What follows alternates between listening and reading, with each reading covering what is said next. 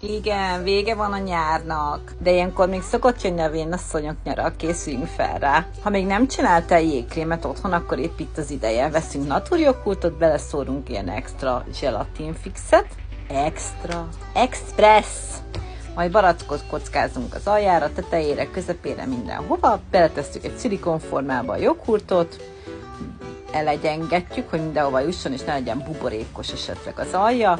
Beleszórjuk a gyümölcsöket, rátesszük a joghurtot, egyébként itt még én tettem utána jó sok gyümölcsöt, majd ismét elegyengetjük, betesszük egy éjszakára a fagyóba, a külsejét egy kicsit megmelegítettem vízzel, hogy jobban kijöjjön, és már kész is van a jégdesszertünk. Díszíteni nehéz volt, mert lecsúszott róla minden, és azt javaslom, hogy várjatok egy kicsit, mielőtt elkezdtek enni, mert itt tényleg csak nyalogatni tudjátok. Na, kövessetek be hasonló tartalmaként, Instagramon is várlak benneteket. Puszi, sziasztok!